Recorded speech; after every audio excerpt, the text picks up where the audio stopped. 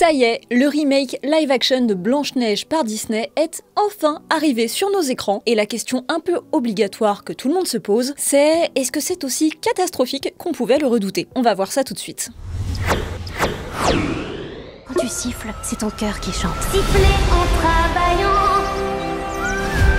On sait, des Blanche-Neige live-action, il y en a déjà eu plein à l'écran ces 15 dernières années, et on se rappelle notamment de 2012 avec la sortie de 3 films, le très sous-estimé Blanche-Neige de Tarsem Singh avec Julia Roberts et Lily Collins, le très compliqué Blanche-Neige et le chasseur de Rupert Sanders avec Kristen Stewart et Charlize Theron, et le sublime Blanca-Nieves de Pablo Berger avec Maribel Verdú et Macarena Garcia. Mais Disney n'allait tout de même pas ne pas faire sa propre adaptation dans la longue lignée de ses remakes live-action. Alors, here we go again avec la version de Mark Webb avec Gal Gadot et Rachel Zegler au casting. Mais avant toute chose, laissez-moi changer très rapidement de vêtements par magie pour vous parler d'un véritable conte de fées qu'on vous propose de vivre chez vous, à domicile. Je vous parle bien évidemment de CyberGhost VPN, le sponsor de cette vidéo. Vous savez, un VPN, c'est un réseau privé virtuel grâce auquel vous pouvez naviguer de façon totalement libre et anonyme sur Internet, puisque grâce à ce logiciel, toutes vos données sont chiffrées et tout votre trafic internet est dirigé via un canal sécurisé. De quoi éviter les tentatives de piratage dont vous pourriez être la cible de la part de personnes ou de sites mal intentionnés. Baladez-vous en toute tranquillité sur la toile en restant parfaitement incognito. Ça fonctionne si vous êtes en France, mais aussi presque partout ailleurs, puisque les serveurs CyberGhost couvrent pas moins d'une centaine de pays différents. Mais ce n'est pas tout. Certes, CyberGhost permet de masquer votre adresse IP,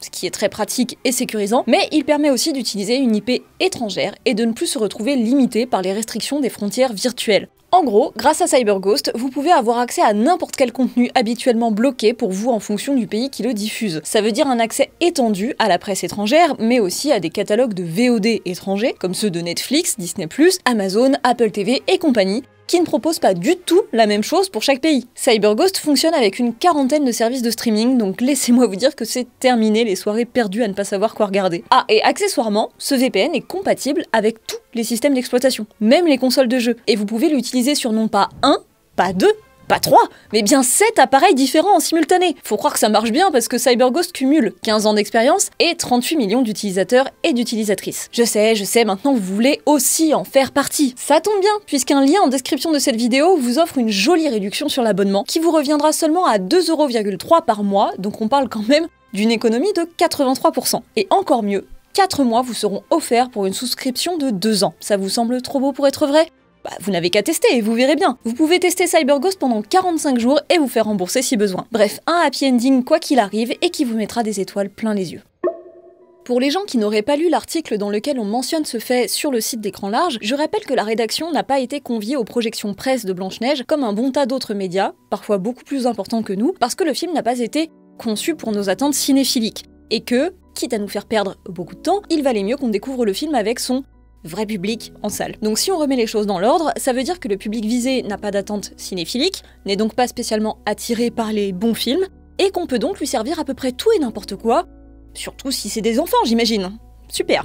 Du coup, j'ai effectivement découvert le film à sa sortie, c'est-à-dire quelques heures avant de tourner cette vidéo, mais dans la salle, on n'était qu'une dizaine, et tous des adultes, donc je vois vraiment pas à quel moment ça a pu changer quelque chose sur ma manière de recevoir le film. Mais bref. Écoutez, je vais être bonne joueuse et je vais commencer par dire les choses positives. Déjà, d'un point de vue cosmétique, le film fait mouche sur ce sur quoi on l'attendait. Les décors sont très jolis et très sophistiqués, aussi bien l'adorable petite maison des nains que le village du royaume de Blanche-Neige et que les abords du château. À bien des moments, on se croirait téléporté à Disneyland. C'est aussi un peu pour ça qu'on va voir ce genre de film, et ça fait vraiment plaisir que cette partie de la direction artistique remplisse le contrat, même si on aimerait parfois que ces mêmes décors soient davantage valorisés par la mise en scène. Pour aller avec, et comme on pouvait s'y attendre là aussi, les costumes sont très réussis. Le look de la méchante reine est canon avec sa couronne en vitrail et ses dizaines de bijoux qui la font briller de mille feux. À part quelques images qui étonnent un peu, avec un contraste très fort entre les costumes qui reprennent exactement ceux du film d'animation, avec un côté très graphique et très coloré, qui jure un peu avec le reste des personnages, on est vraiment sur de la belle ouvrage, y a pas de quoi râler. Autre point positif moins cosmétique, pour le coup, c'est la volonté d'étayer un peu l'aspect politique de l'histoire, parce qu'aujourd'hui, la représentation d'une monarchie et de la subordination d'un peuple, ça fait forcément écho à beaucoup de choses, le public n'est pas stupide, donc il fallait bien remettre le modèle un petit peu en question. C'est pourquoi le prince est remplacé par un voleur, qui explique à la princesse que voler les puissants, quand on est écrasé et affamé par le pouvoir,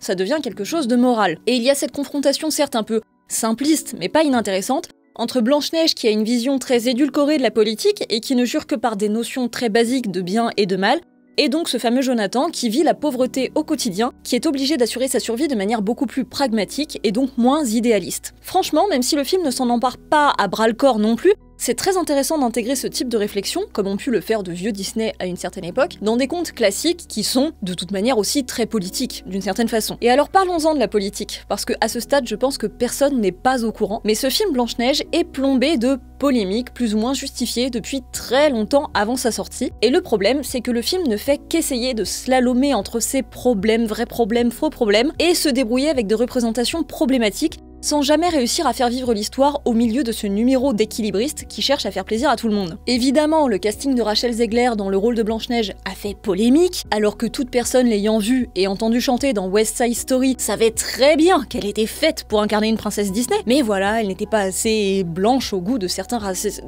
amateurs de tradition.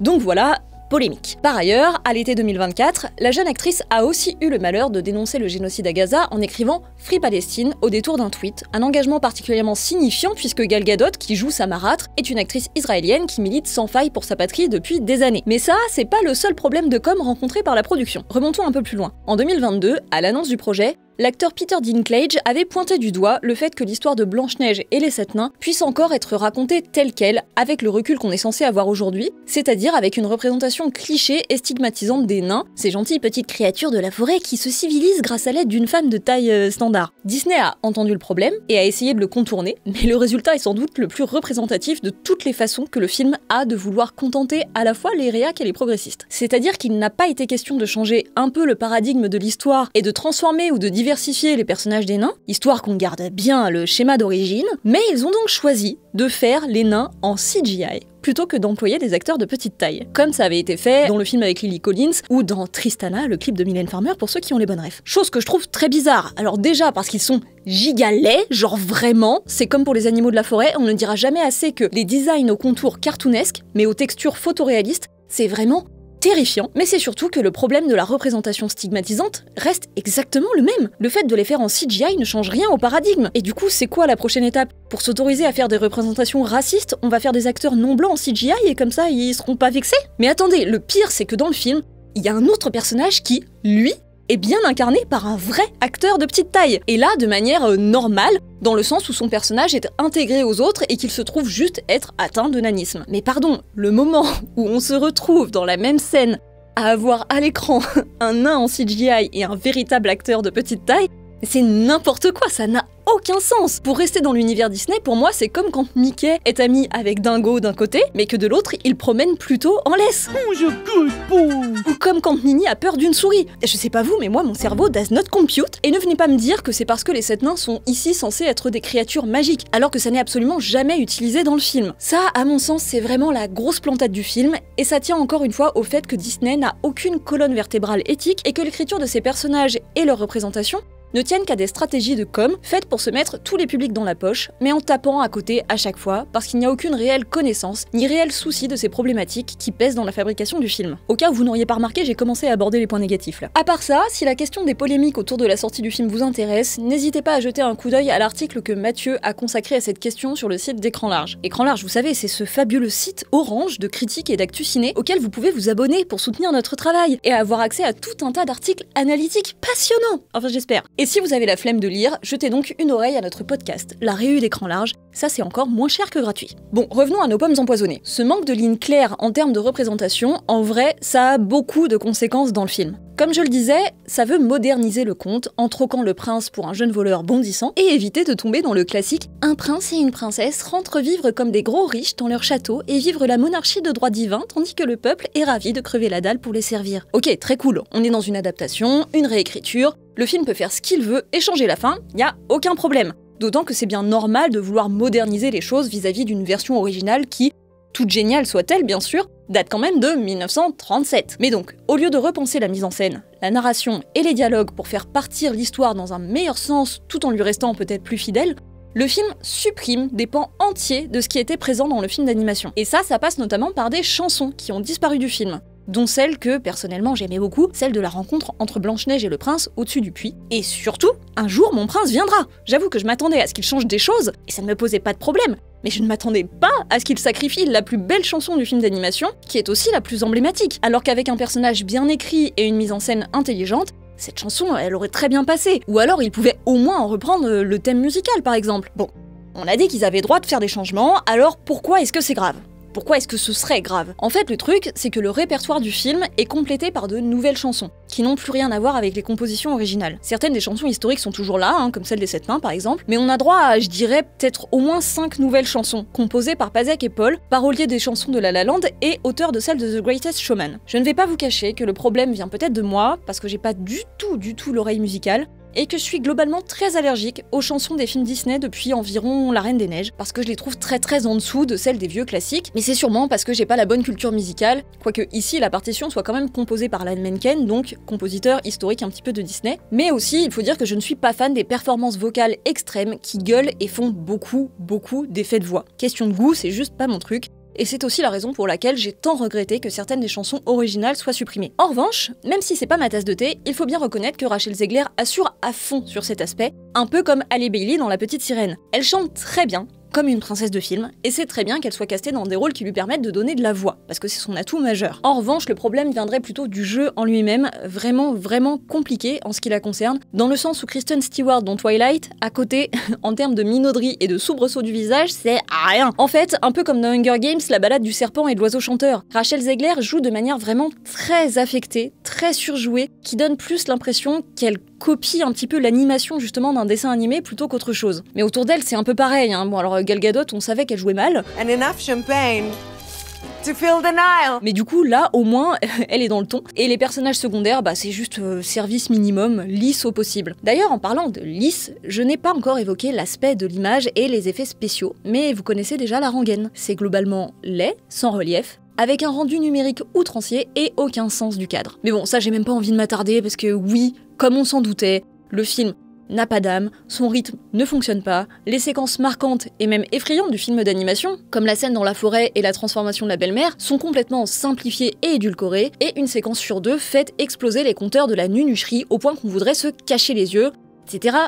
Et le problème, c'est qu'on sait très bien que le film va se faire tailler dans tous les sens, mais que beaucoup trop de gens vont faire reposer tous ces problèmes sur le seul choix du casting de Rachel Zegler, comme si c'était sa couleur de peau le souci, là. De quoi justifier encore un peu la trumpisation de Disney, qui a annoncé il y a quelques temps mettre fin à ses politiques de diversité, qui n'étaient donc qu'une façade, sans blague, ce qui leur permet d'aller dans le sens du gouvernement. À croire que Mickey était bien emmerdé sur la gestion de cette sortie, d'une part à cause des paniques morales précédemment citées, mais aussi parce que le film est, encore une fois, en surface, à l'image d'une ligne éditoriale dont ils prennent aujourd'hui le contre-pied. Voilà, c'est peut-être parce que je ne suis pas le vrai public, mais comme je m'y attendais, je n'ai pas du tout aimé le film, tout en étant, il me semble, capable d'y voir un petit peu le positif, et tout en redoutant les raisons pour lesquelles il se fera écharper par certaines personnes et qui n'auront rien à voir avec ses qualités intrinsèques. Ça ferait presque hésiter à faire ce genre de vidéo, honnêtement, tant le fait de dire du mal du film peut participer involontairement au flot de haine mal placée qui risque d'arriver. Mais en même temps, on ne le répétera jamais assez, il faut que Disney arrête avec ses remakes torchés n'importe comment. Pitié! Et si je ne remercie pas Disney, il me reste au moins à remercier CyberGhost VPN, notre partenaire. N'oubliez pas de jeter un œil au lien en description de cette vidéo qui vous permet d'avoir 4 mois offerts et 83% de réduction. Le tout pour une protection et une sécurité qui ne vous feront pas de mal, d'autant que c'est sans risque, puisqu'il y a une garantie satisfait ou remboursée de 45 jours. Et si avec tout ça vous avez encore envie de nous entendre râler sur les remakes live-action de Disney, je vous renvoie à la vidéo de Déborah consacrée plus largement à cette question des remakes abusifs. Et moi, je vous dis à très bientôt ici et sur le site. Stop.